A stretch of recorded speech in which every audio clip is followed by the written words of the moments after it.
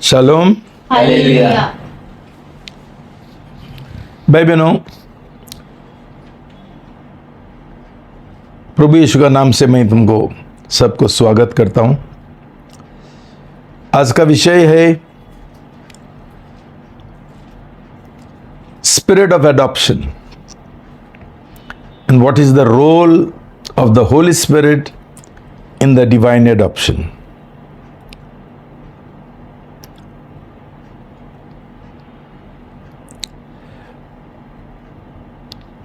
गोद ग्रहण क्या है और ये ईश्वरीय गोद ग्रहण में पवित्र आत्मा का भूमिका क्या है,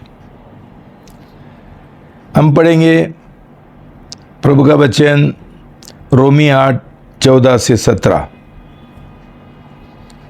रोमियो अध्याय 8 पद 14 से 17 सब साथ में पढ़ेंगे।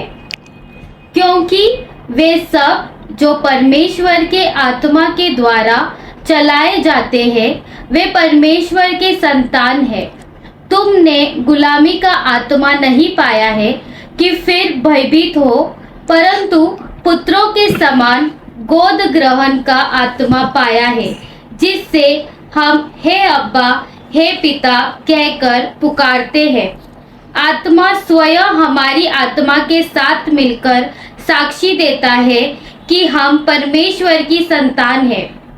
यदि हम संतान हैं तो उत्तराधिकारी भी परमेश्वर के उत्तराधिकारी और मसीह के सह उत्तराधिकारी, जबकि हम वास्तव में उसके साथ दुख उठाते हैं कि उसके साथ महिमा भी पाए। यह प्रभु का वचन है। प्रभु को धन्यवाद।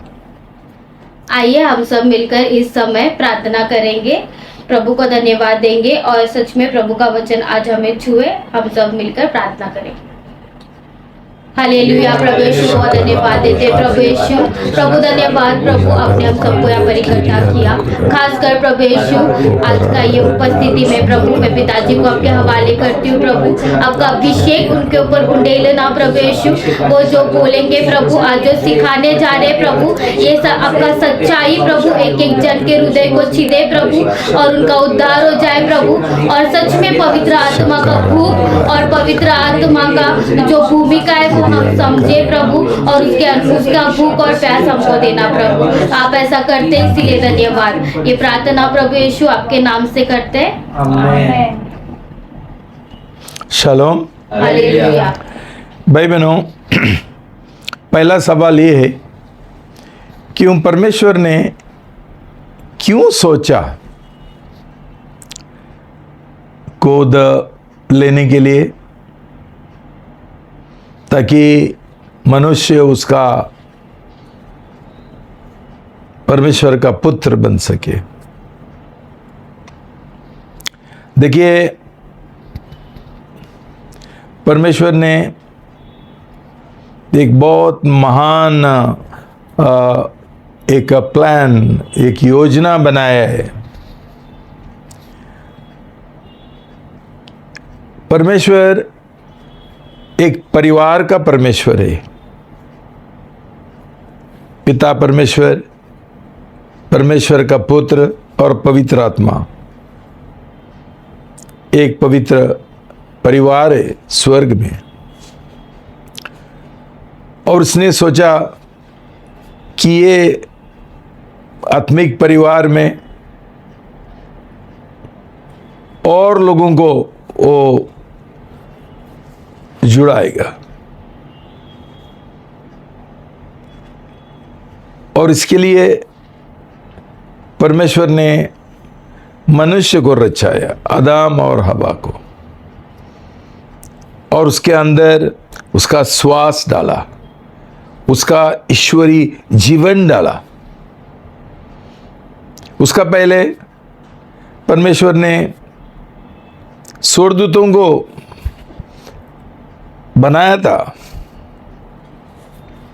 लेकिन एक फर्क, उनमें परमेश्वर का जीवन नहीं है, ईश्वरीय जीवन नहीं है। तो इसका मतलब क्या है कि ये परमेश्वर का जीवन सिर्फ और सिर्फ मनुष्य के अंदर डाला। परमेश्वर ने जानवर को बनाया, परमेश्वर ने झाड़ पेड़ और पहाड़ और नदी, समुद्र, आकाश, तारे, क्या नहीं बनाया, लेकिन किसी के अंदर परमेश्वर का जीवन नहीं है। ये सौभाग्य सिर्फ आदम और हवा को मिला। एक समस्या उत्पन्न हो गया कि कई स्वर्गदूत शैतान का, लूसीफर का अगुवाई से ये परमेश्वर की ओर विरोध किया और उन्होंने बोला हम परमेश्वर का सेवा भी नहीं करेंगे, और परमेश्वर ने उनको बोला था तुमको मनुष्य का सेवा करना पड़ेगा, वो भी नहीं करेंगे। पलट गया, विरोध किया। और उसके बाद शैतान जाके आदम और हवा को भी फुसलाया, उसको बहकवाया कि ये लोग भी वैसा ही परमेश्वर की ओर पलट गया, विद्रोही बन गया और आज्ञा उल्लंघन किया। भाई बहनों, जैसा मनुष्य ने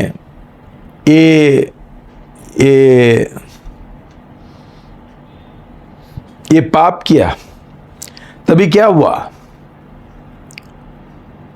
मनुष्य का रिश्ता परमेश्वर के साथ टूट गया। परमेश्वर ने उनको उसका पुत्र बनाया था, संतान बनाया था, ये सौभाग्य ये खो बैठा। वो बगीचा से उनको निकाल दिया। मतलब ये उनका आज्ञा उल्लंघन का जो पाप था, उसका इतना प्रभाव हुआ मनुष्य के ऊपर कि हम ऐसा बोल सकते हैं कि जैसा एक एक्सीडेंट होकर एक कार गाड़ी पूरा ये होता है, खराब होता है पूरा, वो इस्तेमाल नहीं कर सकता है और रिपेयर भी नहीं कर सकते, वैसा उसका हालत हो गया। तो भाई बहनों, हम इतना बोल सकते हैं कि ये जैसा हम एक कचरा डब्बा में हम कचरा डालता है, जो चीज़ हमको फ़ायदा का नहीं है, बेकार है, बाहर फेंकने के लिए, हम ऐसा बोल सकते हैं कि परमेश्वर ने मनुष्य को एक कचरा डब्बा में डाला, कुछ नहीं कर सकते, सिर्फ बाहर फेंकने का, बेकार, कुछ फ़ायदा का नहीं। भाई बहनों, इस समय हमको ऐसा शायद लगेगा कि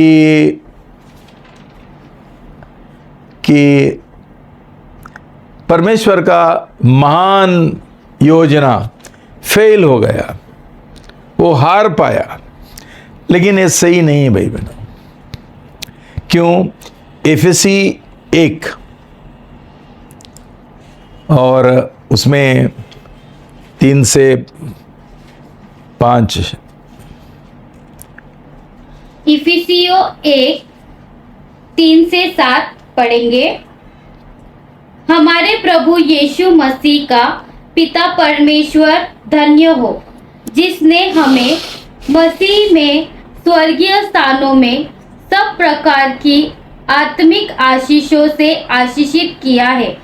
उसने हमें जगत की उत्पत्ति से पूर्व मसीह में नियुक्त किया कि हम उसके समक्ष सुप्रीति में पवित्र और निर्दोष हो।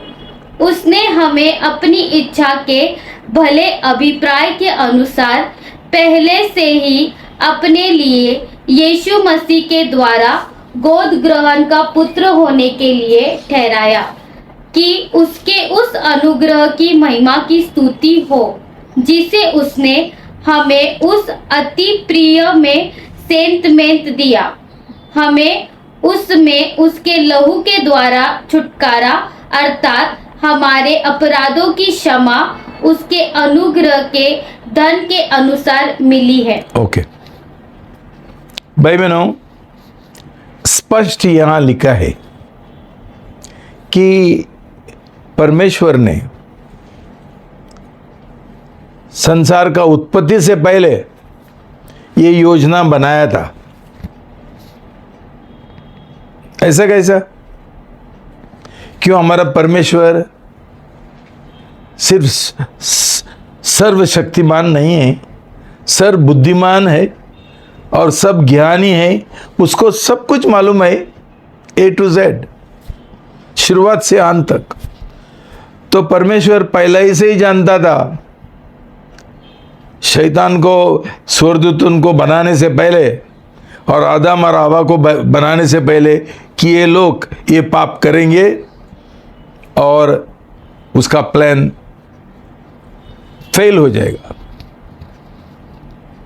तो इसलिए परमेश्वर ने ये उससे महान योजना बनाया। क्या बनाया? ये प्लान का नाम है गोद ग्रहण, कि वो प्रभु यीशु के द्वारा नया महिमा का पुत्र उसके लिए हासिल करेगा। भाई बहनों, परमेश्वर फिर एक बार और एक आदम को और एक हवा को बना सकता था, वो रचा सकता था और उसके द्वारा फिर एक बार वो उसका प्लान चालू रख सकता था। अभी प्रभु यीशु मसीह उसका इकलौता पुत्र है और वो पुत्र अनंत काल से है, वो परमेश्वर है। तो प्रभु यीशु का जैसा अनंत काल पुत्र, इकलौता पुत्र और परमेश्वर पुत्र नहीं बना सकता था। इसलिए अंत में उसने सोचा, मैं एक नया व्यवस्था, गोद लेने का, गोद ग्रहण करने का व्यवस्था उसने अपनाया। और उसके लिए भाई बहनों, परमेश्वर ने मनुष्य का समाज में पहला ये तरीका, ये रीति रिवाज उनका बीच में शुरू किया। आप जानते हैं कि हमारा बीच में गोद लेने का तरीका है और गोद ग्रहण का तरीका है, व्यवस्था है। वो क्यों करते हैं लोग? क्यों? शायद उनके पास बच्चे नहीं हैं, तो ये एक अनाथ बच्चा को गोद लेते हैं और उनको कानूनी तौर से उनका खुद का बेटा बेटी बनाते हैं और उनका नाम में उनका पूरा विरासत उनको देते हैं, डाल देते हैं। तो ये मार्ग परमेश्वर ने चुना। तो इसका मतलब क्या है? परमेश्वर आदम और हवा को और उसका जो वंश है, ये सब पापी वंश है, पूरा मनुष्य जात, उनको फेंक दे सकता था। जो कूड़ा का डब्बा में है, उनको हम और कुछ नहीं कर सकते, फेंकने गए, वो हमको फेंक सकता था। लेकिन परमेश्वर ने ऐसा नहीं किया। क्यों? और एक महत्वपूर्ण बात है, परमेश्वर उसका सुप्रीति अगापे लव पूरा दुनिया को, पूरा यूनिवर्स, विश्व जगत को दिखाना चाहता था, उनको प्रकट करना चाहता था कि वो परमेश्वर जिसका नाम है, जो उसका स्वभाव से सुप्रीति है अगापे लव, वो कैसा एक दया के अनुसार, अनुग्रह के अनुसार एक चमत्कार कर सकता है सुप्रीति का, और मनुष्य को फिर एक बार रचा सकता है, उनको बचा सकता है। ये बहुत बड़ी सुप्रीति का महान योजना है। तो भाई बहनों,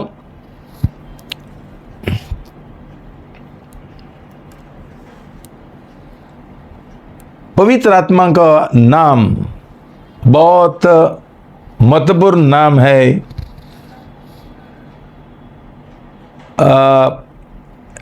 गोद ग्रहण का आत्मा, इसका मतलब क्या है? ये जो ईश्वरीय गोद ग्रहण है, उसका ऑथर, ये काम करने वाला पवित्र आत्मा है, उसके और ये काम सौंप दिया परमेश्वर ने। तो भाई बहनों, उसका पहले परमेश्वर ने उसका एकलौता पुत्र को हमको बचाने का, शैतान का बंधन से, गुलामी से बचाने का, पाप से बचाने का, मौत से बचाने का, ये काम प्रभु यीशु मसीह को दे दिया। मतलब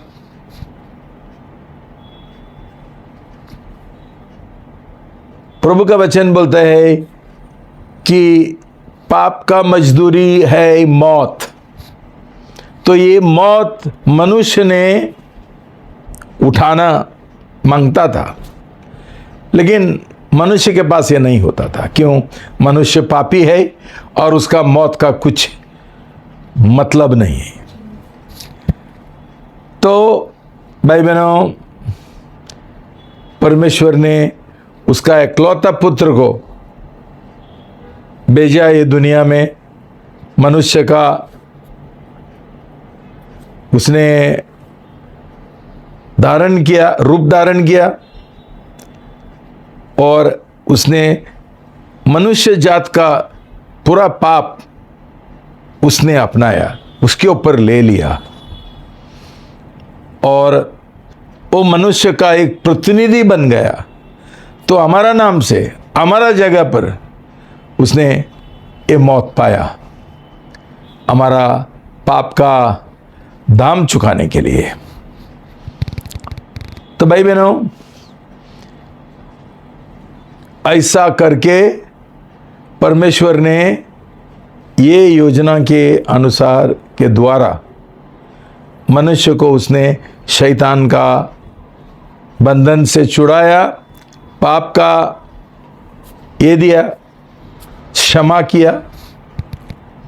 अभी ये दूसरा काम, ये उद्धार जो प्रभु यीशु मसीह ने उपलब्ध किया मनुष्य के लिए, ये उद्धार अपनाने का अभी मनुष्य का एक जिम्मेदारी है, फर्ज है, और उसमें पवित्र आत्मा का हमको मदद मिलता है।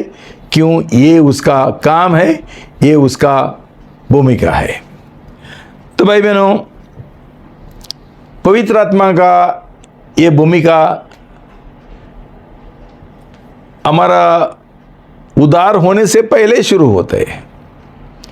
क्यों? पहला काम पवित्र आत्मा का है मनुष्य को पाप का एहसास दिलाने के लिए, और उसको प्रोत्साहन करने के लिए कि तू प्रभु यीशु मसीह के पास जाओ, उसने क्रूस के ऊपर जो बलिदान किया हमारा लिए, वो तो स्वीकार करो, प्रभु यीशु मसीह को तेरा उद्धारकर्ता और तेरा मालिक बनाओ, जीवन का पूरा समर्पण करो,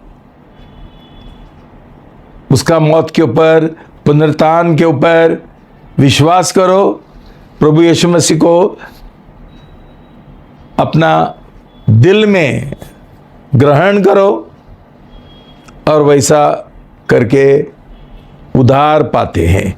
मनुष्य उद्धार पाते हैं पवित्र आत्मा का, पानी का बपतिस्मा के द्वारा और पवित्र आत्मा का बपतिस्मा के द्वारा। उसको हम बोलता है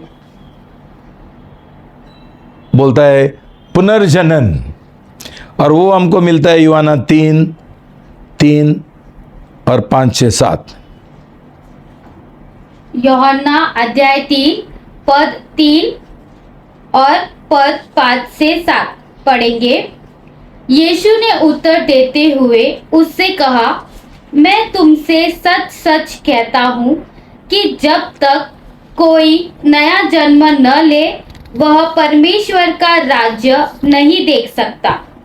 पद 5, यीशु ने उत्तर दिया, मैं तुझसे सच सच कहता हूँ कि जब तक कोई जल और आत्मा से न जन्मे वह परमेश्वर के राज्य में प्रवेश नहीं कर सकता।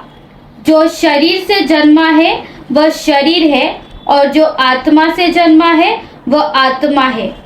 आश्चर्य न कर कि मैंने तुझसे कहा, अवश्य है कि तू नया जन्म ले। शालोम। हालेलुया। तो भाई बहनों, ये व्यवस्था के द्वारा ये तरीके से मनुष्य का पुनर्जनन होता है, पुनर्जन्म होता है, नया जन्म होता है। क्यों? जो प्रभु यीशु मसीह ने क्रूस के ऊपर काम किया उसका फायदा हमको मिलता है जब भी हम प्रभु यीशु के ऊपर और उसका बलिदान के ऊपर विश्वास करने के लिए तैयार है और प्रभु यीशु मसीह को हमारा जीवन का मालिक और बादशाह और प्रभु बनाने के लिए तैयार है। तो भाई बहनों, उस समय क्या होता है? तीतुस 3:5-7। तीतुस 3 1 कुरिन्ती 6:11। 1 कुरिन्थियों अध्याय 6 पद 11।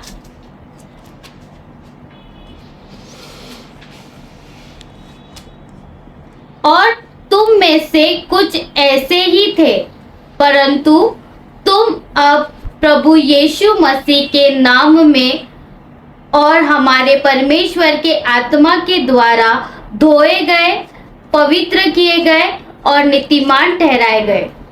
देखो भाई बहनों, ये सब कुछ हमारा पुनर्जनन का समय होता है। जैसा हम पानी का बपतिस्मा लेते हैं और पवित्र आत्मा का बपतिस्मा लेते हैं, उधर क्या लिखा? हम लोग नीतिमान बन जाते हैं, हम पवित्र बन जाते हैं, हम परमेश्वर का पुत्र बन जाते हैं। तो भाई बहनों, जैसा हम सही रीति से पानी बपतिस्मा और पवित्र आत्मा का बपतिस्मा हम लेते हैं, तभी हम हमारा जो जूना मनुष्य है उसके क्रूस के ऊपर उठाया जाता है, मारा जाता है, गड़ाया जाता है। मतलब क्या है? ये पुराना जो आदम और हवा का ये पापी स्वभाव है उस समय खत्म होता है और हमको नया स्वभाव मिलता है जिसको हम बोलता है परमेश्वर का स्वभाव, अनंत काल जीवन। और हम प्रभु यीशु मसीह के साथ साथ हम जी उठते हैं और नया मनुष्य बन जाते हैं। पहला हम थे जूना मनुष्य, पुराना मनुष्य, और अभी बन जाता है नया मनुष्य। तो भाई बहनों, ये दूसरा भूमिका है। तीसरा है पवित्रकरण। पवित्रकरण क्या है? हमको फिलिपी 2:12 और 13 पढ़ने का जरूरी नहीं। वहाँ पौलुस बोलता है कि हमने हमारा उद्धार का खेती बाड़ी करना, सिंचाई करना जरूरी है। मतलब अभी हमको अनंत काल जीवन मिल गया, ये अभी जीवन आगे बढ़ाने का है, उसका बढ़ोतरी होने का है। मतलब पवित्रकरण का जो उद्देश्य है वो क्या है? पवित्रकरण का उद्देश्य ये है कि हम प्रभु यीशु मसीह का जैसा बने। उधर एक स्क्रिप्चर है, रोमी 8:29। रोमी अध्याय 8 पद 29 पढ़ेंगे।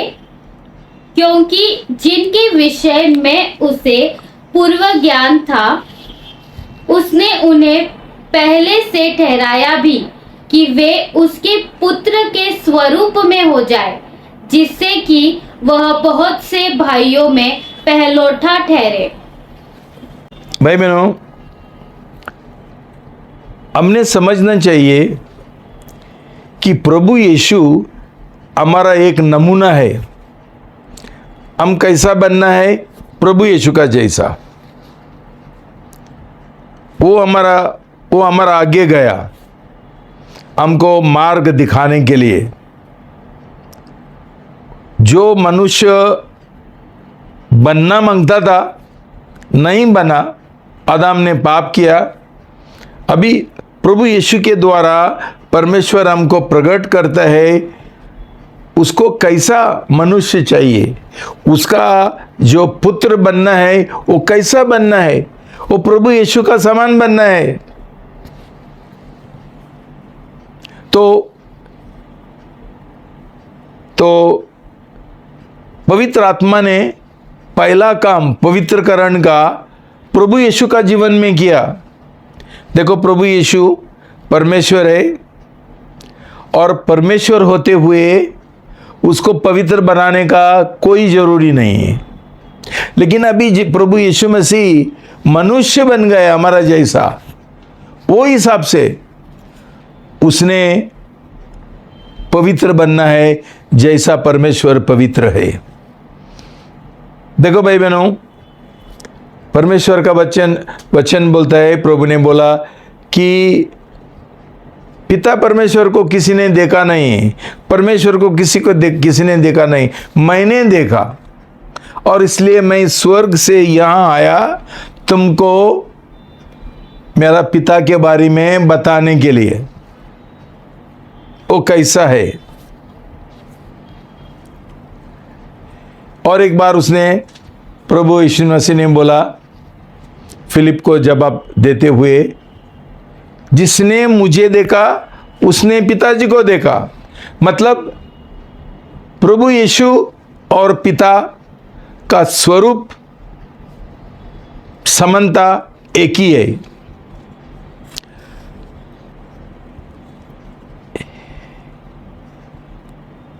इब्रानियों 1:3-6। इब्रानियों 1 अध्याय 1 पद 3-6 पढ़ेंगे।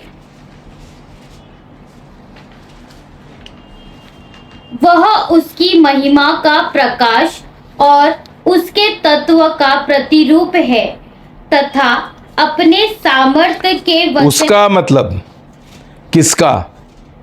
परमेश्वर। पिता परमेश्वर का। वह पिता परमेश्वर की महिमा का प्रकाश और पिता परमेश्वर का तत्व का प्रतिरूप है तथा अपने सामर्थ्य के वचन के द्वारा सब वस्तुओं को संभालता है। वह पापों को धोकर ऊंचे पर महिमावन की दाहिनी ओर बैठ गया और स्वर्गदूतों से उतना ही उत्तम ठहरा। ओके भाई बहनों, इसका मतलब क्या है?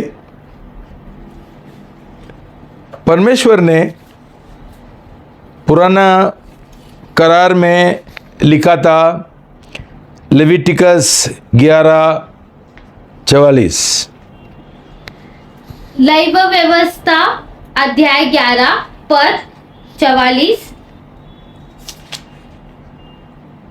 क्योंकि मैं तुम्हारा परमेश्वर यहोवा हूँ, इसीलिए अपने आप को शुद्ध करना और पवित्र बने रहना, क्योंकि मैं पवित्र हूँ।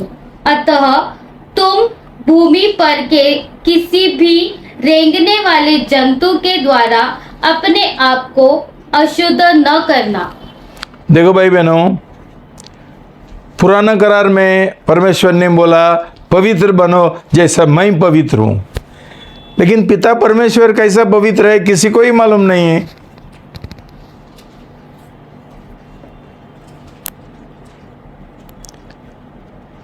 लेकिन नया करार में परमेश्वर का वचन बोलता है तू प्रभु यीशु मसीह का जैसा पवित्र बनो। क्यों? प्रभु यीशु मसीह उसका पिताजी का जैसा है। तो पुराना करार में था ईश्वरीय समानता, गॉड लाइकनेस, और नया करार में है क्राइस्ट लाइकनेस, यीशु मसीह का समानता। अभी पवित्र बनना इसका मतलब है कि हम प्रभु यीशु मसीह का समान हम बनना चाहिए। उसका स्वभाव में उसका जो ये है बर्ताव है, उसका जो जीवन है वैसा हमारा जीवन होना चाहिए। इतना तक कि लोगों ने बोलना चाहिए कि हर एक जो नया जन्म पाया व्यक्ति है वो प्रभु यीशु मसीह का जैसा दिखता है। उसका प्रभु यीशु मसीह का जो महिमा है हमारे अंदर और हमारा स्वरूप में दिखाई देना चाहिए। ये महत्वपूर्ण है। तो भाई बहनों, ये काम पवित्र आत्मा हमारा जीवन में करना चाहता है। 1 यूहन्ना 3:2-3। 1 यूहन्ना 3:2-3। प्रियो, हम परमेश्वर की संतान हैं और अब तक यह प्रकट नहीं हुआ कि हम क्या होंगे, पर यह जानते हैं कि जब वह प्रकट होगा तो हम उसके सदृश होंगे, क्योंकि हम उसको ठीक वैसा ही देखेंगे जैसा वो है। प्रत्येक जो उस पर ऐसी आशा रखता है वह अपने आप को वैसा ही पवित्र करता है जैसा कि वह पवित्र है। भाई बहनों, हम प्रभु यीशु मसीह का जैसा बनेंगे और इसलिए हमने अभी से ये पवित्रकरण का काम, शुद्धिकरण का काम हमारा जीवन में हम जारी रखना चाहिए। 1 पत्रुस 1:14-16। 1 पत्रस अध्याय 1 पद 14-16। आज्ञाकारी बच्चों के सदृश अपनी अज्ञानता के समय की पुरानी अभिलाषाओं के अनुसार आचरण न करो, परंतु जैसे तुम्हारा बुलाने वाला पवित्र है वैसे ही तुम भी समस्त आचरण में पवित्र बनो। मतलब पवित्र बनने का काम क्या है कि हमको जो हमारा अभिलाषा है उसमें से हमको विजय मिलना चाहिए और हमारा बर्ताव, हमारा चल चलन प्रभु यीशु मसीह का जैसा होना चाहिए। तो भाई बहनों, ये है पवित्रकरण जो पवित्र आत्मा को ये भूमिका दिया, ये काम दिया हमारा जीवन में ये काम करने के लिए और हमको मदद करने के लिए। तो भाई बहनों,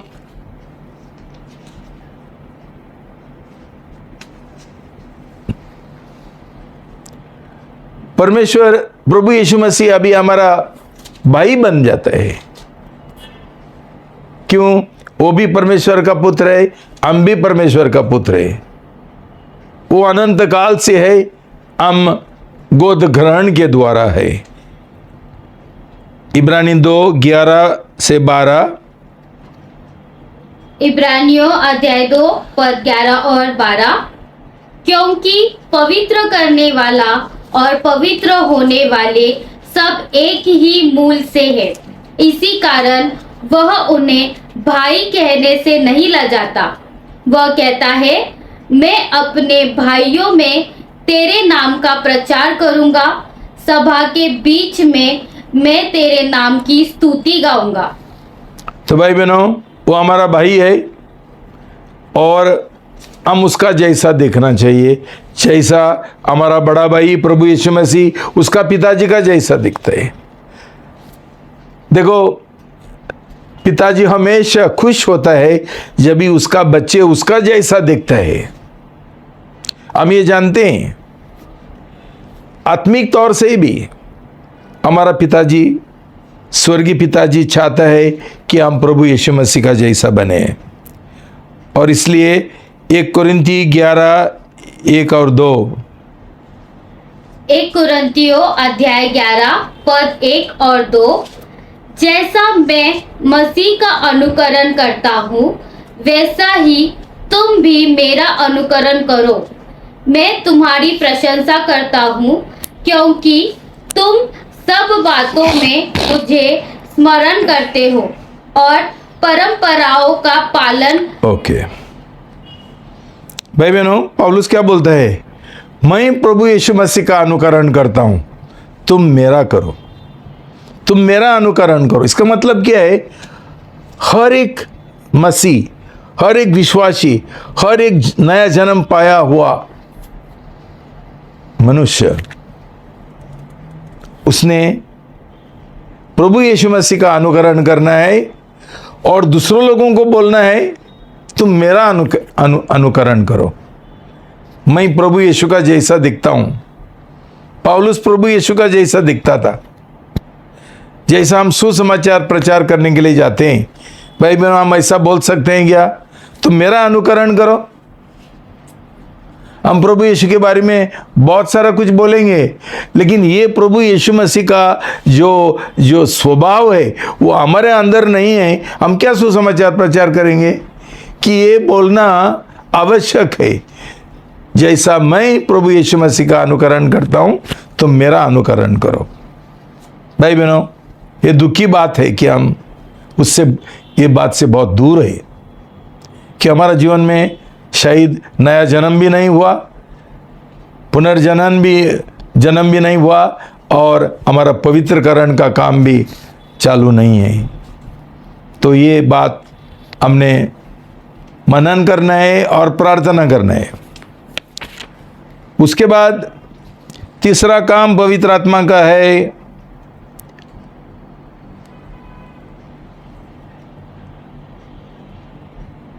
और एक बात मैं बोलना चाहता था कि ये जो संसारी गोद ग्रहण है और ये ईश्वरी गोद ग्रहण है, उसमें एक फर्क है। ये कौन सा फर्क है? संसारी गोद ग्रहण में एक बच्चे को एक परिवार का एक टाइटल मिलता है, उसको उसका एक आड नाम मिलता है, सरनेम मिलता है, कानूनी तौर से उसको हक मिलता है, अधिकार मिलता है, उसको उसका इनहेरिटेंस मिलता है, जायदाद मिलता है, ये सब कुछ मिलता है। लेकिन कोई उसका स्वभाव नहीं बदल सकता है। ईश्वरी जो गोद ग्रहण है उसमें ये एक फर्क है, उसका अलावा हमको परमेश्वर उसका स्वभाव देता है।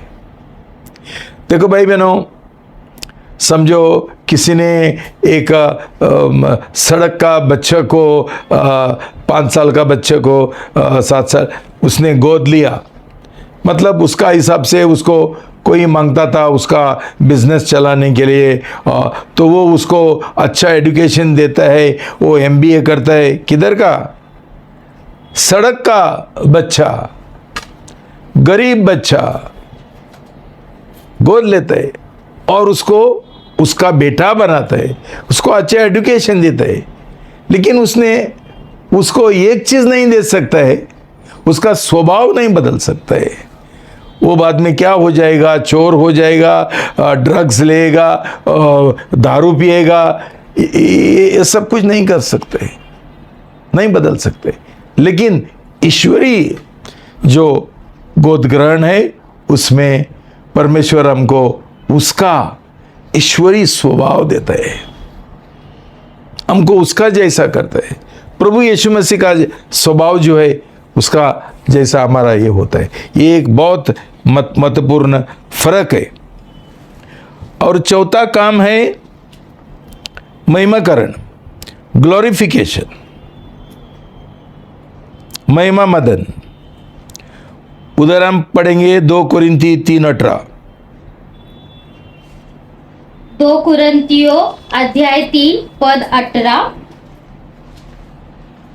और हम सब खुले चेहरे से प्रभु का तेज मानो दर्पण में देखते हुए प्रभु अर्थात आत्मा के द्वारा उसी तेजस्वी रूप में अंश अंश करके बदलते जाते हैं। तेजस्वी रूप नहीं है, महिमा का रूप से, महिमा से महिमा, महिमामय बनाता है और महिमा से महिमा हमको बदल देता है।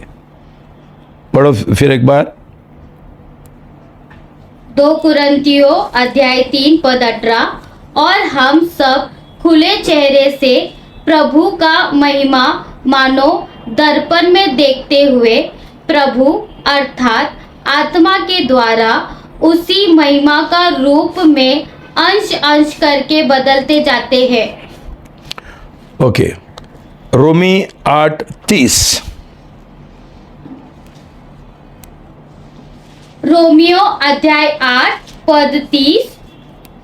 फिर जिन्हें उसने पहले से ठहराया है उन्हें बुलाया भी, और जिन्हें बुलाया उन्हें नीतिमान भी ठहराया, और जिन्हें नीतिमान ठहराया उन्हें महिमा भी दी है।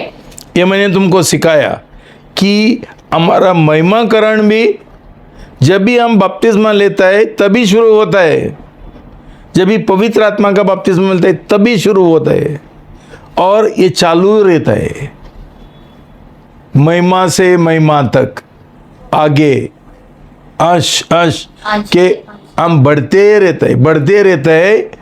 और जब भी हम मरने के बाद, जब भी हम प्रभु के पास हम उसका चेहरा देखेंगे, तभी हम उधर पूरा प्रभु यीशु मसीह का महिमा से भर जाएंगे। ये हमारा बुलावत है भाई बहनों। कितना महान ये प्लान है, आप समझ लो।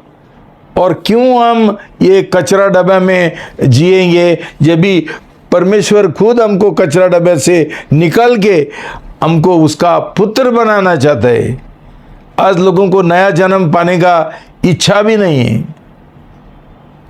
इतना परमेश्वर ने नया जन्म पाए हुए लोगों को एक स्वर्गीय और आत्मिक आशीषों से भरा, और क्या उनको जायदाद दिया, आत्मिक जायदाद दिया, आत्मिक विरासत दिया। और परमेश्वर का वचन बोलता है, और एक जब हम जानते नहीं हैं, जब भी हम प्रभु यीशु के पास जाएंगे और उसका चेहरा हम देखेंगे उसका सामने, क्या परमेश्वर का और प्लान हमारे लिए बना के रखा है। ये माइंड ब्लॉकिंग, हम सोच भी नहीं सकते। तभी भाई बहनों, दूसरी बात एक हम सीखेंगे, पवित्र आत्मा का 3 काम है। ये हमारा जो आत्मिक ये है, गोद ग्रहण है, उसका समय, उसका जरिए। पहला काम है वो कैसा हमारा ये करता है, हमको अगुवाई करता है, हमको पवित्र करता है, ये हम देखेंगे।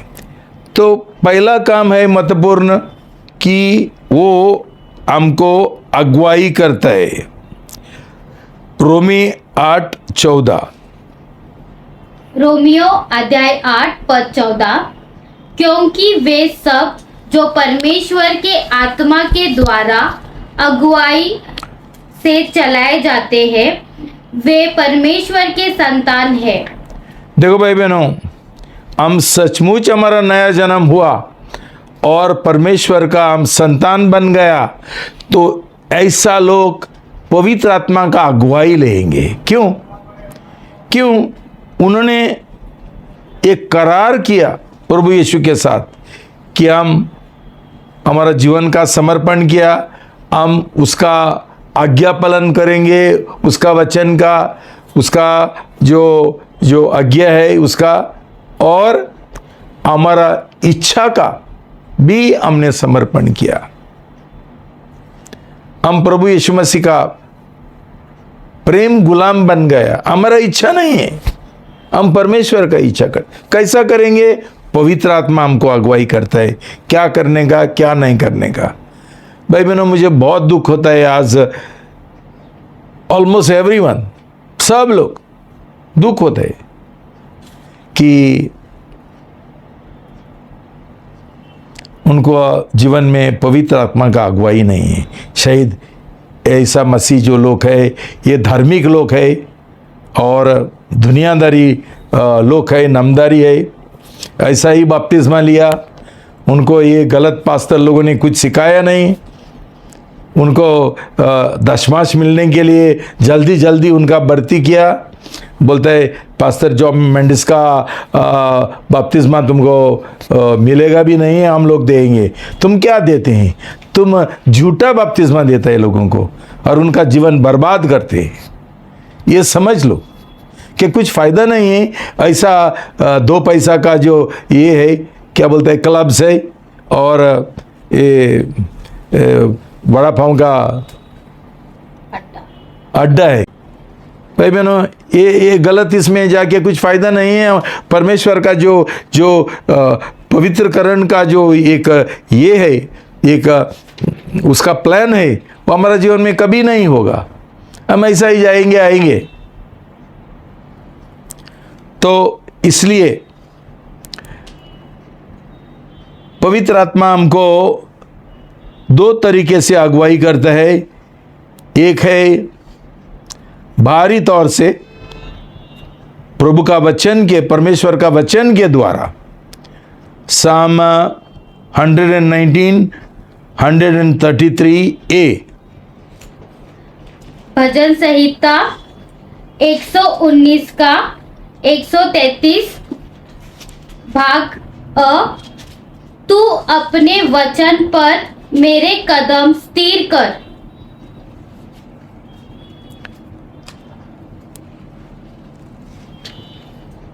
परमेश्वर, मेरा कदम आपका इच्छा के और आपका राहों के और व्यवस्थित करो।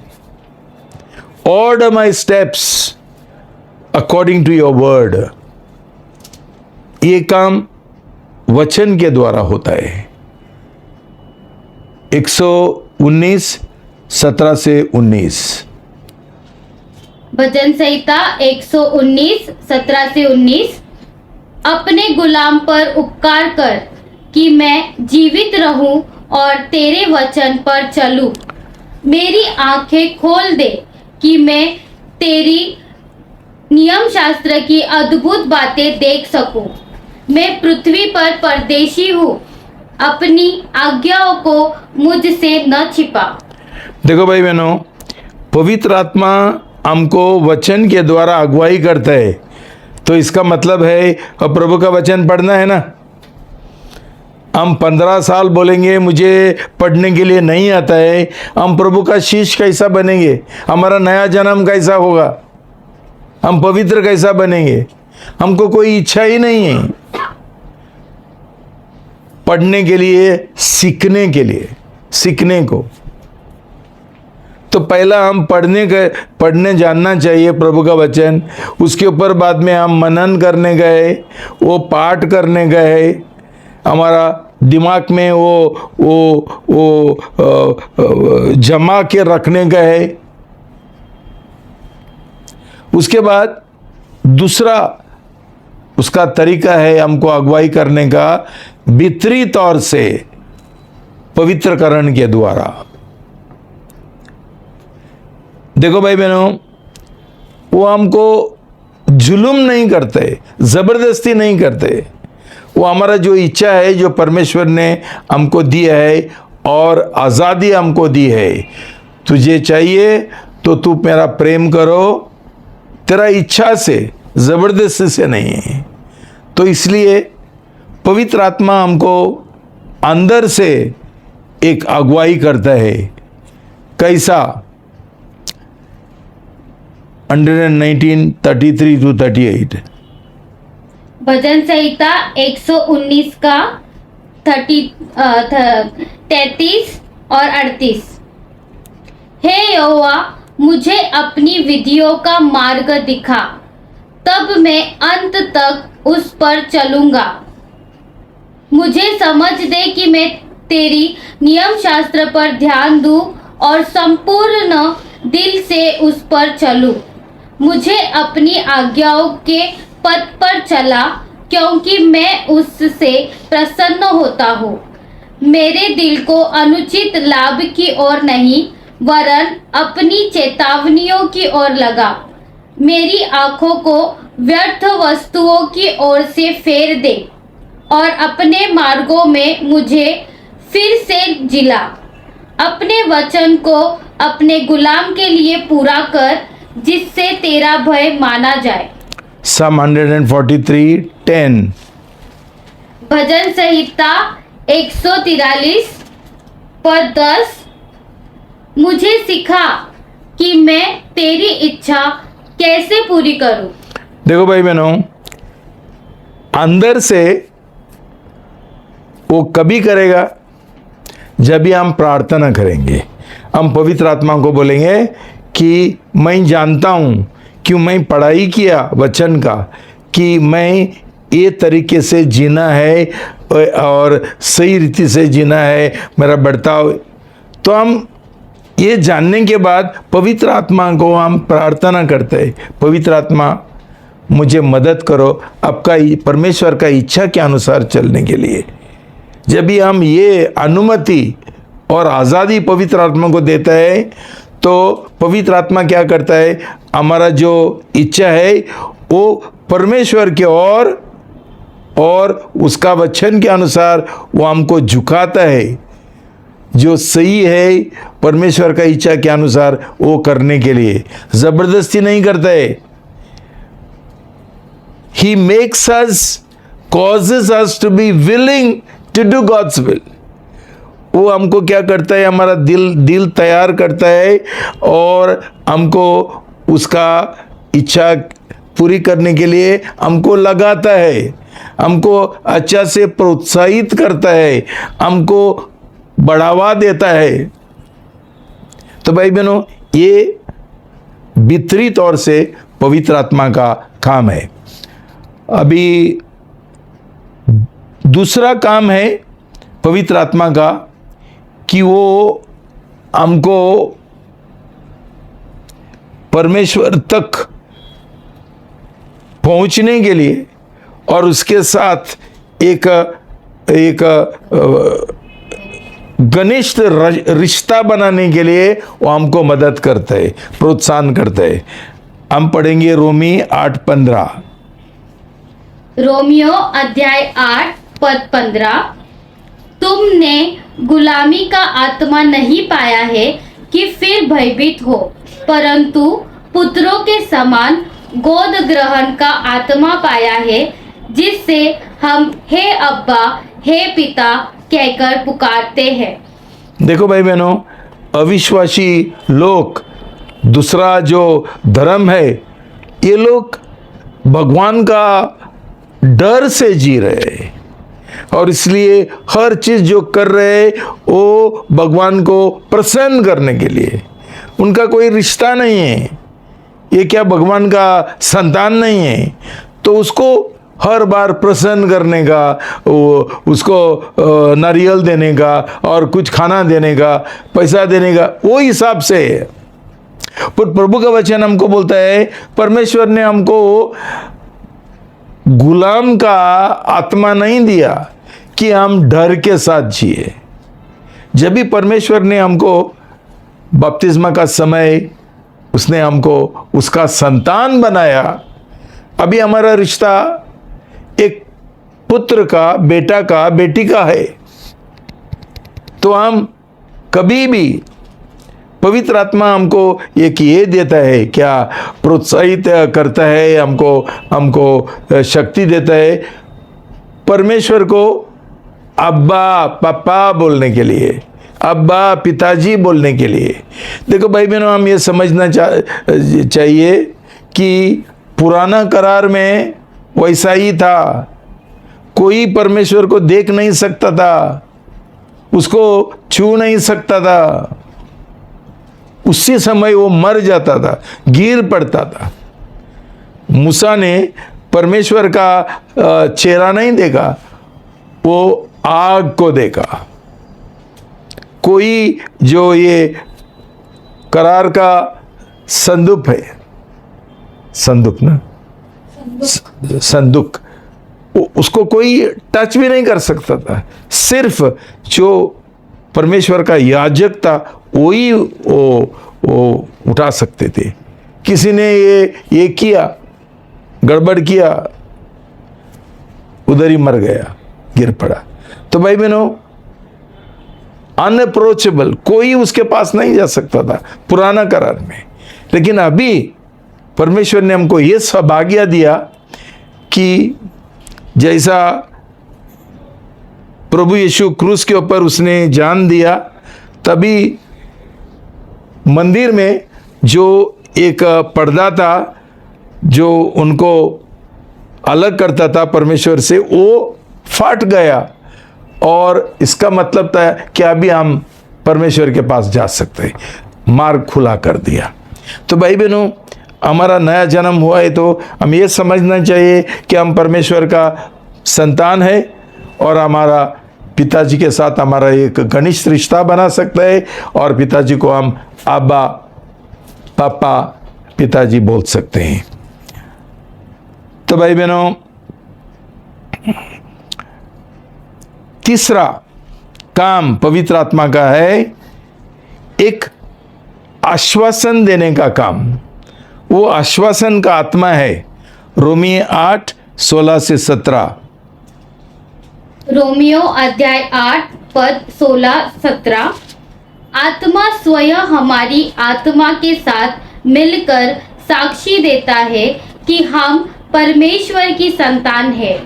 यदि हम संतान है तो उत्तराधिकारी भी, परमेश्वर के उत्तराधिकारी और मसीह के सह उत्तराधिकारी, जबकि हम वास्तव में उसके साथ दुख उठाते हैं कि उसके साथ महिमा भी पाए। देखो भाई बहनों, पवित्र आत्मा हमारा आत्मा के अंदर एक गवाही देता है, एक साक्षीकरण करता है हमको कि हम परमेश्वर का बच्चे हैं, संतान है। और हमको एक आश्वासन देता है हमारा दिल में कि हम परमेश्वर का अमानत है, हम उसके है। भाई बहनों, ऐसा तुम्हारे अंदर ये विश्वास है क्या? वो हम सोचते हैं परमेश्वर किधर है, वो मुझे भूल गया। भाई बहनों, परमेश्वर का वचन बोलता है कि हम उसका पुतले हैं, आंखों का पुतले है और हमारा नाम उसने उसका हाथों पर लिखा है। तो उससे अलावा और एक है कि हम संग वारिश है। उत्तराधिकारी मुझे समझता ही नहीं, हम वारिश है प्रभु यीशु के साथ, हम संग वारिश है। ये हमको वो गवाही देता है हमारे अंदर कि हम सिर्फ संतान नहीं है, परमेश्वर ने उसका पूरा जो विरासत है हमारा लिए, हमारा नाम से कर दिए है। तो रोमी जो कानून था उन दिनों में, एक गोद ग्रहण करने का समय 7 गवाहियों का जरूरी था। क्यों?